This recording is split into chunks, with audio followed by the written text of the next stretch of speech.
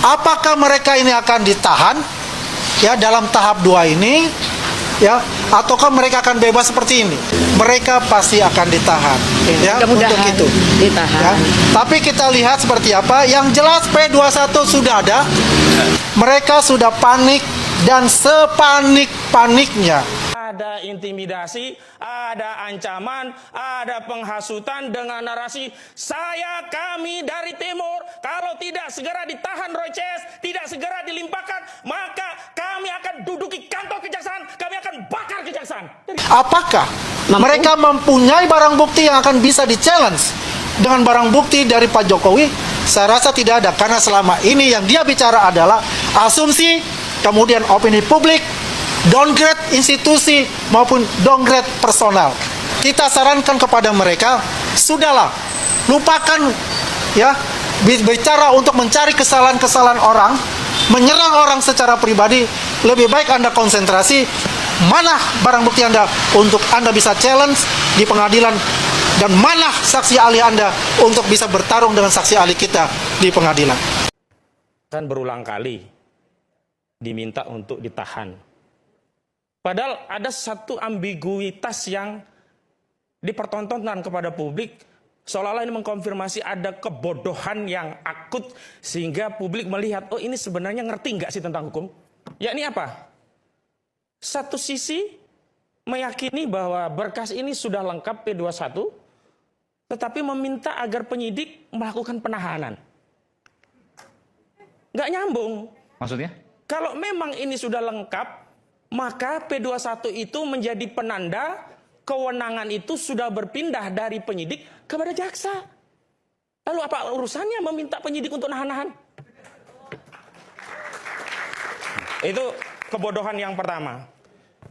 Yang kedua, kalau kita bicara tentang framing P21, katakanlah demikian, saya ingin menggunakan dua pendekatan. Pertama, pendekatan otoritas, yang kedua substansi.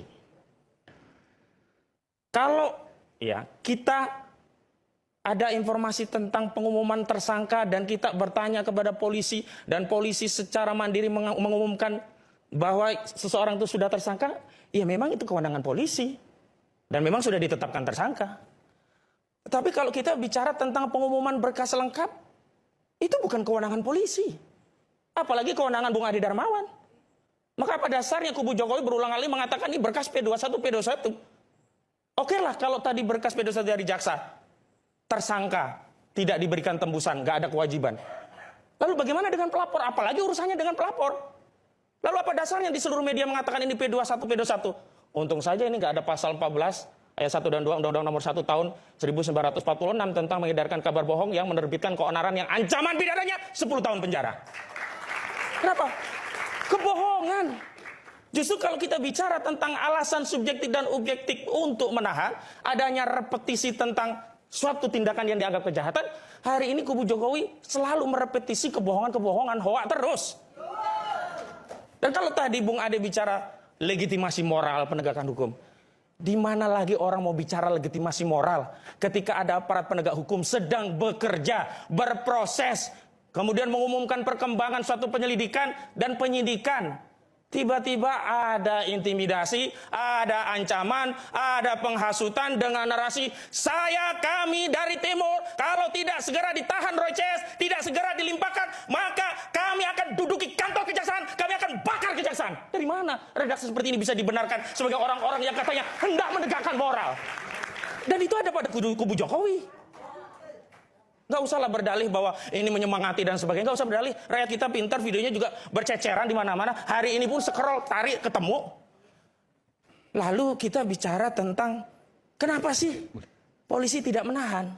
Ya kalau hakim itu ragu dalam memutus, lebih baik memvonis bebas daripada memvonis bersalah. Maka di penyidik ini sepertinya sedang menerapkan kaidah itu dalam tingkat penyidikan. Apa? Yang ada pada kewenangan penyidikan yang paling krusial adalah kewenangan untuk menahan.